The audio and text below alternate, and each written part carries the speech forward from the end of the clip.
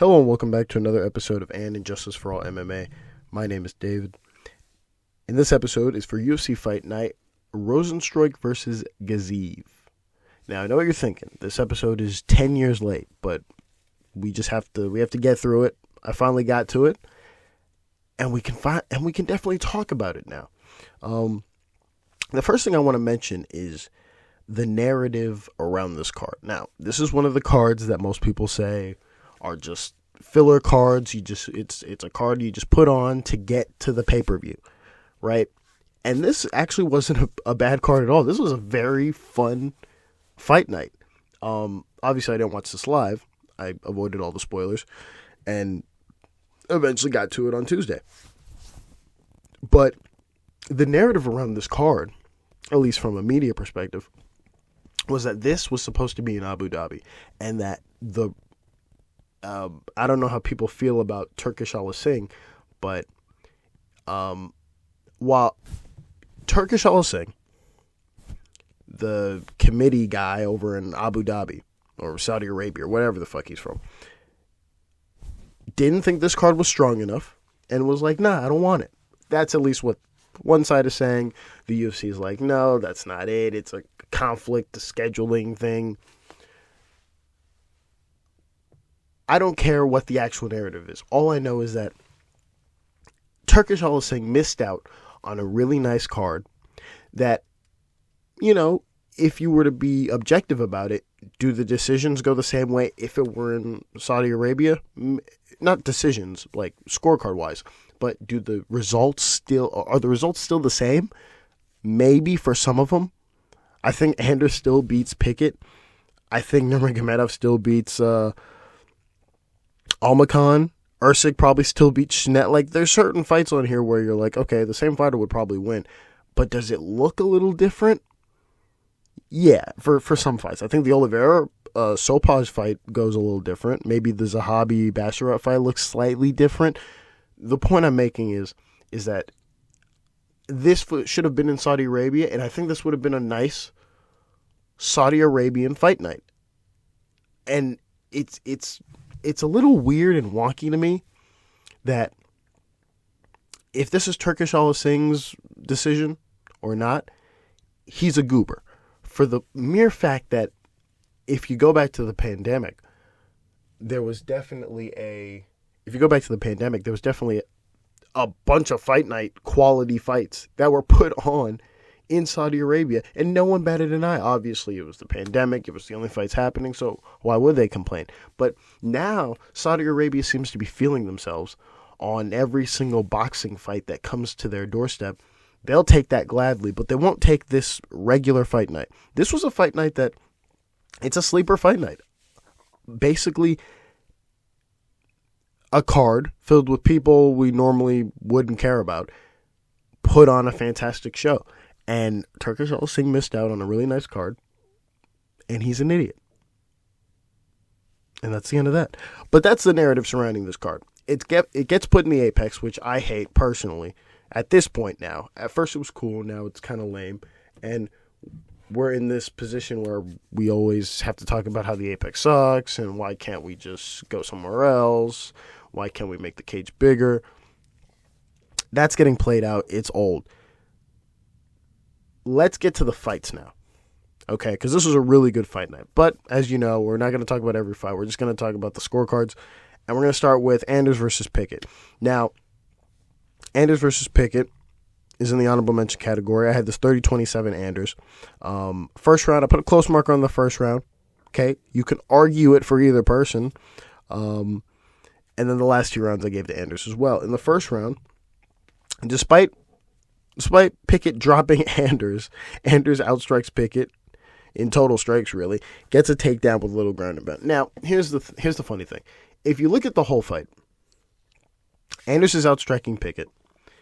He outstrikes him when he gets the takedown on the ground. He gets dropped. He gets up relatively quickly, and I personally think he won that round. Now, everyone's making there's an argument that, okay, he dropped him, and so that is the most damaging strike, but that drop signifies that he won that entire round. I don't agree with that. I don't agree with that at all. Yes, he drops him like in the middle of the round and he gets beat the rest of the round. It's not enough for me. I think you can make an argument there, and I wouldn't be mad if they scored it for him, for Pickett in that first round, but I disagree. You go to the second round.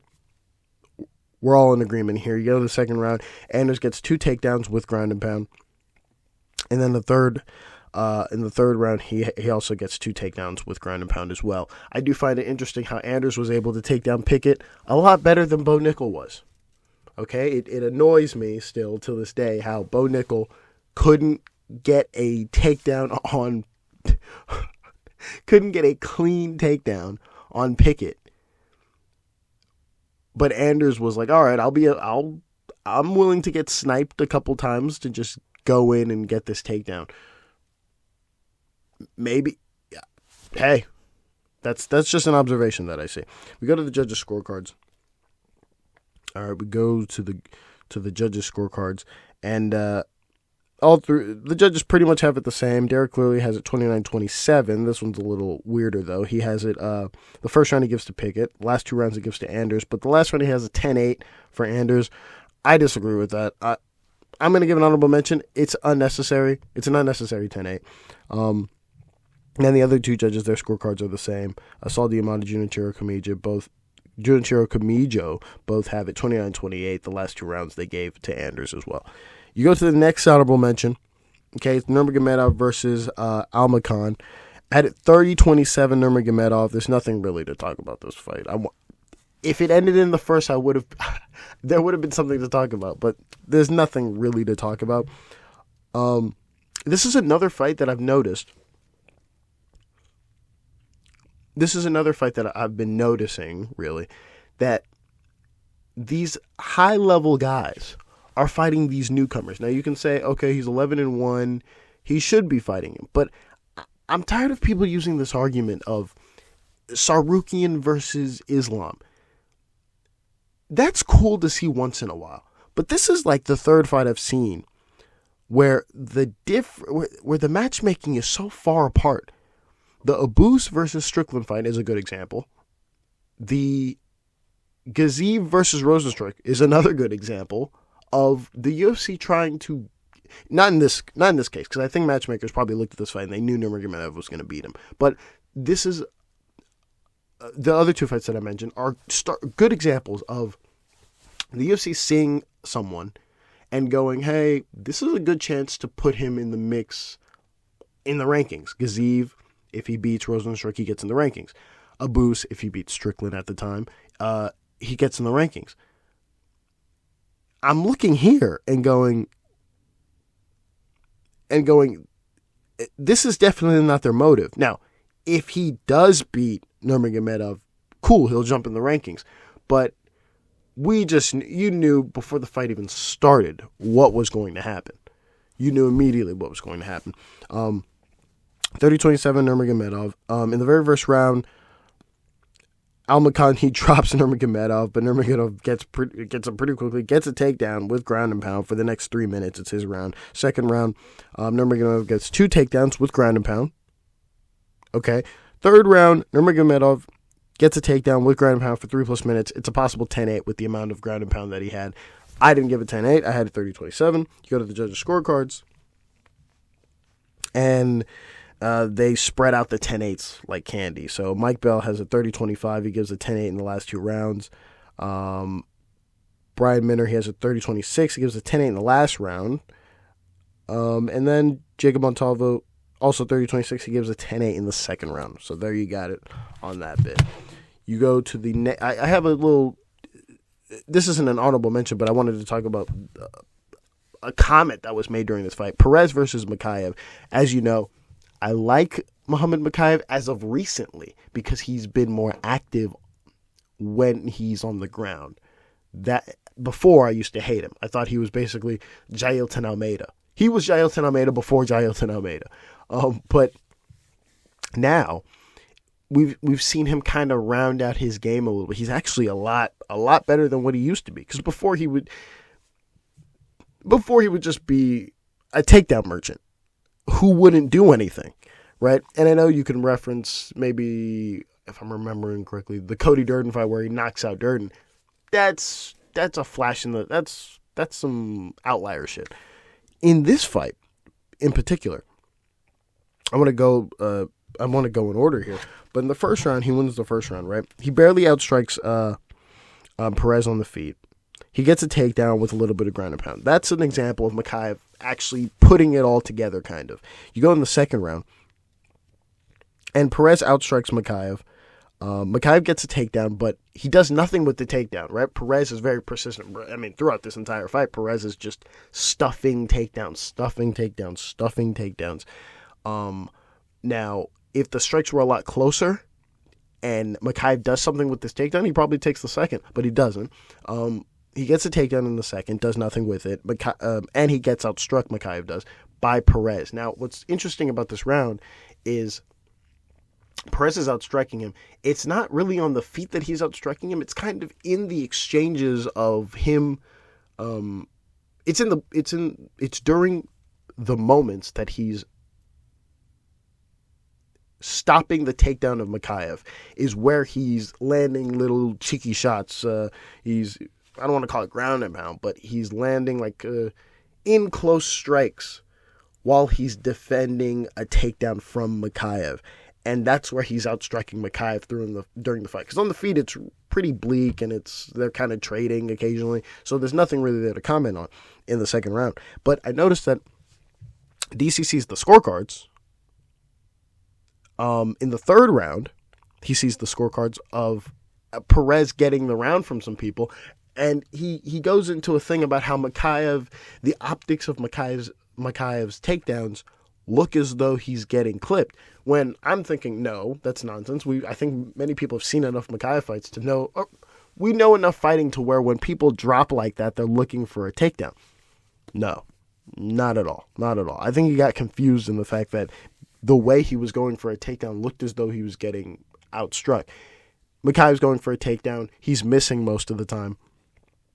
Perez is looking good, finally, for the first time in a really long time. And then in the in the third round, is when Mokaev, he barely outstrikes Perez, but he lands enough strikes to know that he's winning on the feet, and he gets a takedown also. Again, doesn't do much with it, but he gets a takedown, and he's doing better than Perez on the feet. This is a good indication that he's definitely mixed it up well, especially against Alex Perez, who I thought he was just gonna swim all over. Thankfully, he didn't, and it showed how far Mokaev has come from just being, a real boring fighter to a fighter who's more well-rounded in this scenario. We go to the next honorable mention. That's Petrino versus Pedro. I had this 29-28 for Petrino. I put a close marker in that first round. Guys, you can argue either of these guys won. You can argue Pedro won, or you can argue Petrino won. I had a 29-28 for Petrino, 10-9 in the first, close marker, and then 10-9 in the second for Pedro, and then a 10-9 in the third for Petrino. In the first round, Petrino barely outstrikes Pedro by about 1 to 2 strikes. If you watch the fight, a lot of the strikes that are being landed are not landing, meaning they're landing on the arm, they're landing on the elbow, they're landing on the hands. A lot of these strikes aren't landing flush. The occasional strikes that are landing flush are some jabs, leg kicks, mostly leg kicks, occasional body shots, but most of the shots are missing by both fighters. I know they were talking about the output. Yes, Petrino's output was a lot more. That's irrelevant when, occasional strikes are landing, in my opinion. Obviously, if no strikes are landing by either guy, then yes, the output would come into factor, I guess. Because he's striking him, right? He's landing, but he's not landing flush per se. You go to the second round where, and the reason why I put a close mark on the first round is because the strikes are so close. It's 1 to 2 strikes that he outstruck Pedro with. You can argue that round, really. You go to the second round where it's a lot more definitive. Pedro outstrikes Petrino in this round. Again, by about 2 strikes, 2 to 3 if you want to be cute about it, but he definitely outworks Petrino in this. Again, Petrino's more active, these strikes aren't landing from Petrino. Pedro is landing a lot, the more cleaner and more frequent strikes. And then the third round, Petrino just gets 3 takedowns. I mean, they're pretty even in terms of strikes in this third round, but Petrino gets 3 takedowns. That's his round, and then that's where you have it. You go to the judges' scorecards, and Mike Bell has a 30-27. I disagree with this. I'll give an honorable mention. I think that second round goes to Pedro, but I can't complain. Same for Adelaide Bird. Her scorecard reflects the same as Mike Bell. And then Junichiro Kamijo, his scorecard reflects mine. So there you have it on that. You go to the last and final of the fight. You go to the main event. Rozenstruik versus Gaziev. The fight ends. Technically, it ends in the 4th round. Technically, but I put it as a 5th round. It's a 5th round TKO at the start of the 5th, right before the 5th even starts. Rozenstruik versus Gaziev. Rozenstruik wins by TKO. Technically a doctor stoppage / corner stoppage. We'll get into that in a second. In the 5th. First round, I gave it to Gaziev. The next 3 rounds go to Rozenstruik. Very simple. And then I put a 10-8 in the 4th round for Rozenstruik. In the very first round, Rozenstruik is barely outstriking Gaziev. About 3 strikes, he's outstriking him barely on the feet. But then Gaziev gets a takedown and then lands a little bit of ground and pound that kind of equals up the strikes there, and he has the takedown. That's Gaziev's round definitively. This isn't the rest of the rounds where Gaziev is getting outstruck by a heavy margin, and if Gaziev got a takedown, then it would be irrelevant. But it's very relevant in this first round that Gaziev gets a takedown. And that he equals up the strikes in the first round. You go to the second round, Rozenstruik is outstriking Gaziev. I got to hurry up. My laptop is dying. So if I'm going fast, forgive me. Rozenstruik is outstriking Gaziev in the second round. In the third round, he outstrikes Gaziev by 30-plus strikes. These are mostly jabs, body shots. The shit's landing, okay? He's outstriking him. Maybe you can argue a 30-20, a 10-8 in this one, but you can't because while he is outstriking him, it's kind of in parts. It's not like as clean as the 4th round, so there's that. In the 4th round, again, same thing. He outstrikes Gaziev 30-plus strikes. He's just like, there's nothing is coming back from Gaziev in this 4th round. That's where the 10-8 comes from me. And then the stoppage happens in at the start of the 5th, where basically, and this is something I've noticed, before we even get to the stoppage, once the commercials stop and the corner is on Gaziev is talking to his corner. This is before round 5.